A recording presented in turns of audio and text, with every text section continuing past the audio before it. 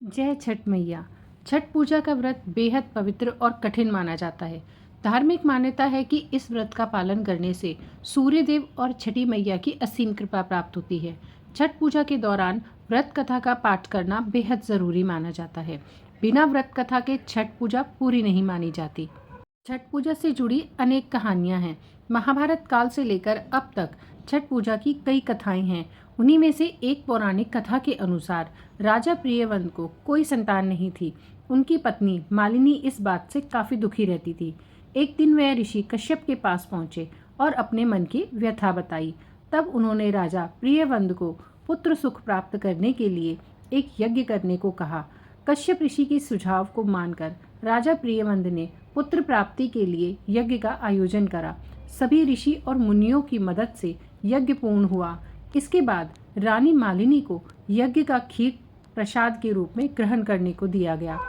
उस यज्ञ और प्रसाद के शुभ प्रभाव से रानी मालिनी गर्भवती हो गई। इस खबर को पाकर राजा प्रियव्रत बेहद खुश हुए। समय आने पर रानी ने एक पुत्र को जन्म दिया, लेकिन वैद्य ने बताया कि पुत्र मृत पैदा हुआ है। इससे राजा प्रियव्रत बहुत दुखी हो गए और वे उस पुत्र के शव को लेकर शमशान गए और पुत्र के वियोग में स्वयं के प्राण देने का भी फैसला कर लिया। जैसे ही वे अपने प्राण त्यागने के लिए आगे बढ़े, वैसे ही देवी देवसेना प्रकट हुई। उन्होंने राजा प्रियव्रत को प्राण त्यागने से रोका और कहा कि उनका नाम षष्ठी है। तुम देवी षष्ठी की पूजा करो और अपनी प्रजा को भी इसके लिए प्रेरित करो। देवी षष्ठी की आज्ञा से राजा प्रियव्रत राजमहल में गए और फिर उन्होंने पुत्र प्राप्ति के उद्देश्य से कार्तिक शुक्ल षष्ठी तिथि को छठ पूजा की और व्रत करने को अपनी प्रजा से कहा। छठी मैया की कृपा से उनको पुत्र रत्न की प्राप्ति हुई। उसके बाद से हर साल राजा प्रियव्रत के राज्य में छठ पूजा होने लगी। धार्मिक मान्यताओं के अनुसार यदि आप जिस भी शुभ मनोकामना से छठ पूजा विधि विधान से करते हैं, वह छठी मैया की कृपा से पूर्ण हो जाता है। एक अन्य पौराणिक कथा के अनुसार ऋषि अर्क को स्वयं आकाशवाणी से इस महान व्रत को करने की प्रेरणा मिली थी। वह कुष्ठ रोग से बुरी तरह से पीड़ित थे और पीड़ा के कारण अपना शरीर तक त्यागना चाहते थे। तभी आकाशवाणी हुई और उन्हें इस पर्व की महिमा का पता चला।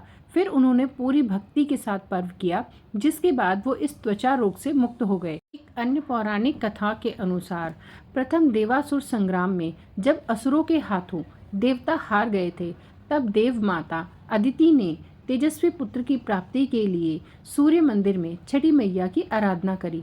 तब प्रसन्न होकर छठी मैया ने उन्हें सर्वगुण संपन्न तेजस्वी पुत्र होने का वरदान दिया था। इसके बाद अदिति के पुत्र हुए त्रिदेव रूप आदित्य भगवान, जिन्होंने असुरों पर देवताओं को विजय दिलाई।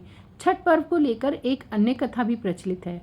उस कथा के अनुसार जब पांडव अपना सारा राजपाट जुए में हार गए थे, तब श्री कृष्ण द्वारा बताए जाने पर द्रौपदी ने छठ व्रत रखा था। तब उनकी सभी मनोकामनाएं पूर्ण हुई थी और पांडवों को उनका राजपाट वापस मिल गया था। मान्यताओं के अनुसार सूर्य देव और छठ मैया का संबंध भाई बहन का है। कहा जाता है कि जब एक बार इंद्रदेव ने गर्व से अपने बल का प्रदर्शन किया, तो सूर्य देव ने उन्हें चुनौती दी। इससे नाराज होकर इंद्र ने सूखे की स्थिति उत्पन्न कर दी। इससे परेशान होकर देवताओं ने छठी मैया से मदद मांगी।